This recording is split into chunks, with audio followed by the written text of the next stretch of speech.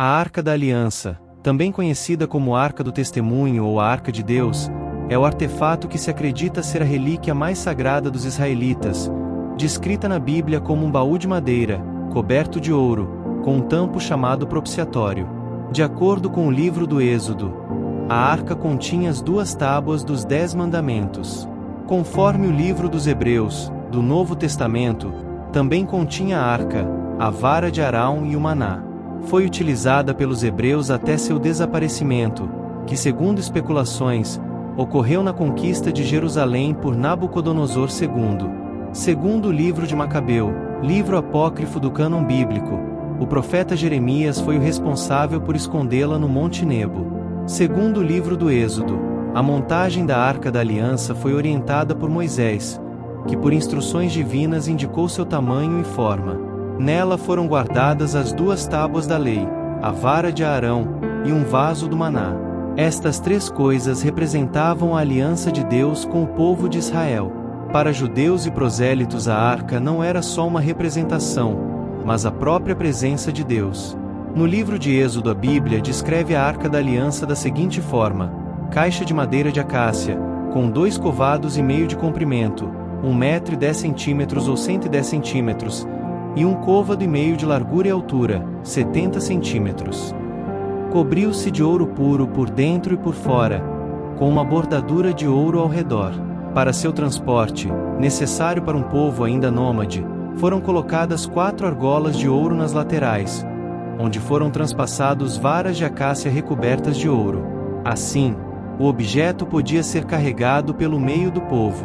Sobre a tampa, chamada propiciatório, o caporetifot, foi esculpida uma peça em ouro, formada por 2 querubins de frente um para o outro, cujas asas cobriam e formavam uma só peça com a tampa. A Bíblia não diz que eles estão ajoelhados, e nem que uma asa toca na outra. Segundo o relato do verso 22, Deus se fazia presente no propiciatório no meio dos 2 querubins de ouro, em uma presença misteriosa que os judeus chamavam Shekinah, ou presença de Deus. A arca fazia parte do conjunto do tabernáculo, com outras tantas especificações. Ela ficaria repousada sobre um altar, também de madeira, coberto de ouro, com uma coroa de ouro ao lado. Somente os sacerdotes levitas poderiam transportar e tocar na arca, e apenas o sumo sacerdote, uma vez por ano, no dia da expiação, quando a luz da Shekinah se manifestava, entrava no Santíssimo do templo. Estando ele em pecado, morreria instantaneamente. Outros relatos bíblicos se referem ao roubo da arca por outros povos inimigos de Israel, filisteus, que sofreram chagas e doenças enquanto tinham a arca em seu poder. Homens que a tocavam que não fossem levitas ou sacerdotes completamente puros morriam fulminados instantaneamente. Diante dessas terríveis doenças causadas pela presença da arca do Senhor Deus de Israel, os filisteus se viram numa necessidade de se livrarem do objeto sagrado. Então, a mandaram para a cidade de Asdod, e logo após para Ecrom, sendo sempre rejeitada, o que acarretou na sua devolução ao povo de Israel.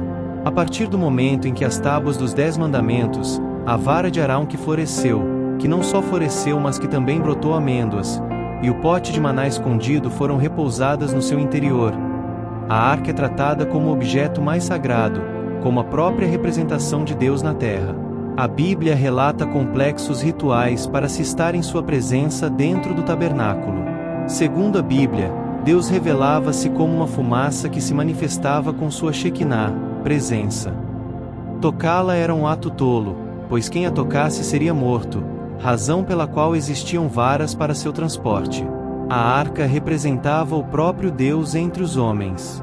A crença de sua presença ativa fez com que os hebreus, por várias vezes, carregassem o objeto à frente de seus exércitos nas batalhas realizadas durante a conquista de Canaã. Segundo a Bíblia, a presença da arca era suficiente para que pequenos contingentes hebreus aniquilassem exércitos cananeus inteiros. Mas quando dispensavam-na, sofriam derrotas desastrosas. Ainda restava o assentamento das 7 tribos de Israel na terra de Canaã para que a conquista estivesse completa, quando Josué determinou a construção de um tabernáculo permanente na cidade de Siló, onde a arca ficaria protegida. Nos últimos anos do período dos juízes de Israel, a Arca da Aliança era guardada pelo sacerdote Eli, e seus filhos Ofni e Finéias.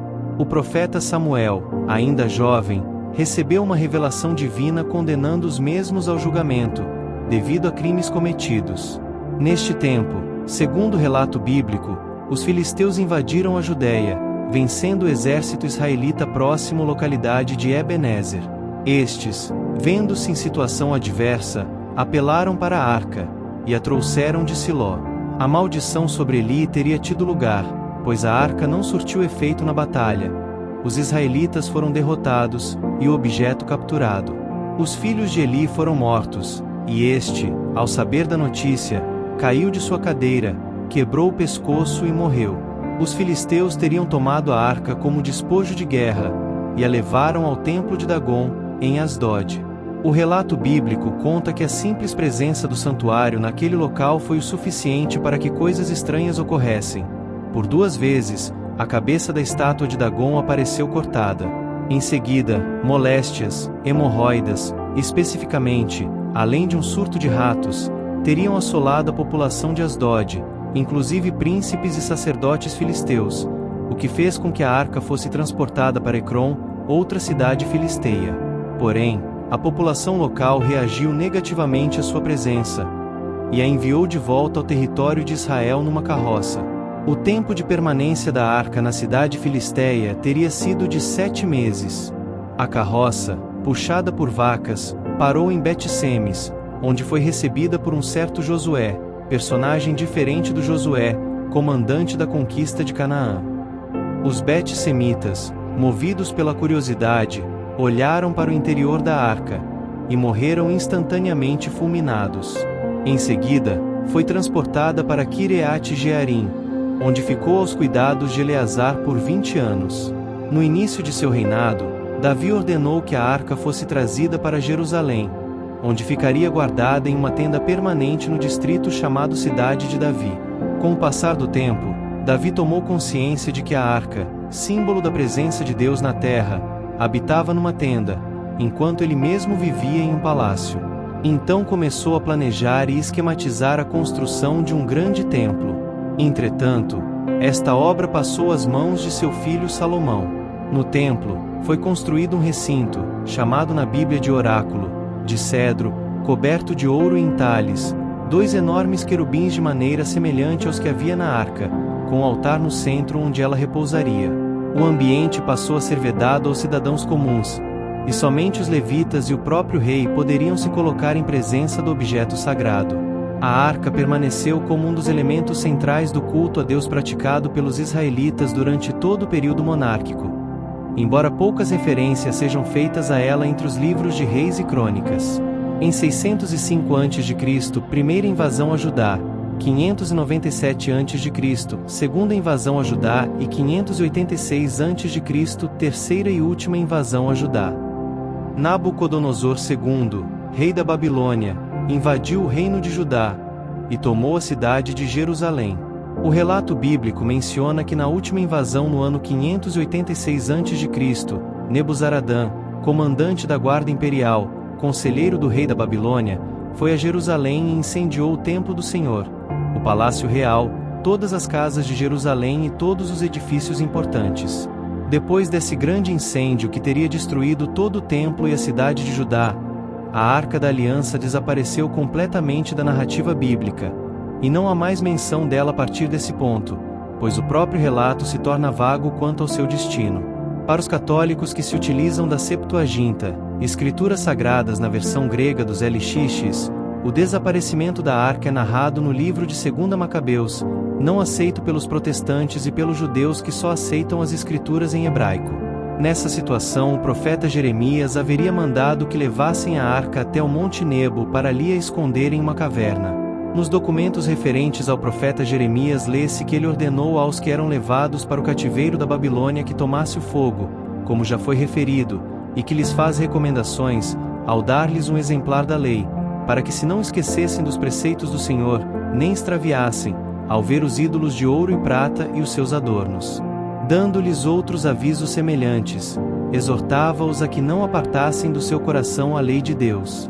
Lia-se também nos mesmos escritos que este profeta, por uma ordem particular recebida de Deus, mandou que se levassem com ele o tabernáculo e a arca, quando escalou o monte a que Moisés tinha subido para ver a herança de Deus. Tendo ali chegado, Jeremias achou uma caverna, pôs nela o tabernáculo, a arca e o altar dos perfumes, e tapou a entrada. Alguns dos que o seguiam voltaram de novo para marcar o caminho com sinais, mas não puderam encontrá-lo.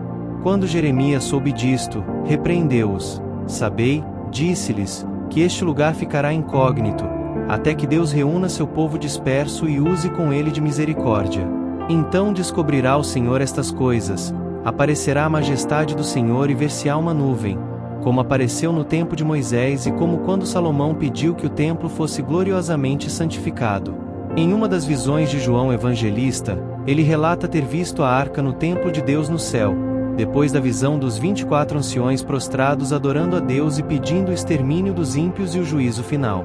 O relato de João está em Apocalipse capítulo 11, verso 19. Então, abriu no céu o templo de Deus, apareceu a arca do seu testamento, no seu templo, sobrevieram relâmpagos, vozes, um terremoto e uma grande chuva de pedra. Em seguida, em Apocalipse capítulo 12, verso 1, lê-se: apareceu em seguida um grande sinal no céu, uma mulher revestida do sol, a lua debaixo dos seus pés e na cabeça uma coroa de 12 estrelas. Isso levou alguns católicos a concluir que a mulher do Apocalipse seria a Virgem Maria e que esta seria a nova Arca da Aliança. Alguns afirmam, porém, que essa interpretação violaria outras declarações bíblicas, de ambos os testamentos, as quais indicam que tudo que compunha o antigo tabernáculo deveria ser construído por Moisés conforme o modelo original, no templo de Deus no céu.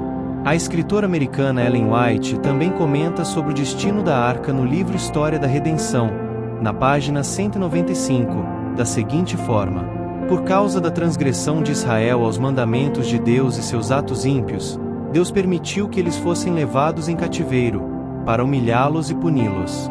Antes do templo ser destruído, Deus fez saber a alguns de seus fiéis servos o destino do templo, o orgulho de Israel, por eles referido com idolatria, ao mesmo tempo em que estavam pecando contra Deus.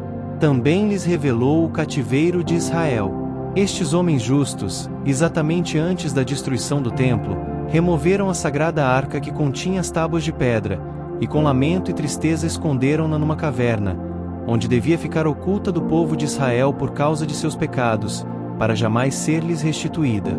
Esta sagrada arca ainda está oculta. Jamais foi perturbada desde que foi escondida. A Igreja Adventista do Sétimo Dia, sendo assim, acredita que a arca tenha sido escondida pouco antes da destruição do templo nos tempos de Jeremias e que seu paradeiro é desconhecido até o dia de hoje, não tendo sido destruída na invasão babilônica. Não há certezas acerca de sua existência ou destruição. O fato é que antes de atear fogo ao templo, os soldados de Nabucodonosor levaram para a Babilônia todos os objetos e utensílios sagrados que os judeus usavam nos rituais em seu santuário, como trunfo de sua vitória.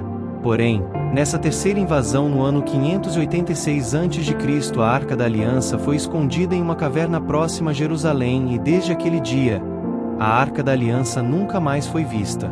Há quem acredite que a Arca da Aliança foi levada para a Babilônia junto com os demais objetos sagrados do templo que existia em Jerusalém, porém não há evidência e provas plausíveis para isto. Contudo, uma vez a arca em posse dos babilônios, ela pode ter sido destruída para se obter o ouro ou ainda conservada como troféu. Vale ressaltar que a Babilônia também foi conquistada posteriormente por outros impérios que vieram posteriormente, medo-persas, macedônios, partos e outros tantos povos, que seus tesouros, incluindo possivelmente a arca, poderiam ter tido incontáveis destinos. De qualquer modo, ela tem sido um dos tesouros arqueológicos mais cobiçados pela humanidade, e inúmeras expedições à Mesopotâmia e à Palestina foram realizadas, sem sucesso. Existem réplicas da arca hoje em dia em vários museus, baseadas nas descrições bíblicas. A verdadeira, porém, jamais foi encontrada. Essa é a história da Arca da Aliança. Se você gostou, não esqueça de deixar o seu like. Deixe um comentário sobre essa história. Não esqueça de se inscrever em nosso canal. Agora vamos fazer uma oração.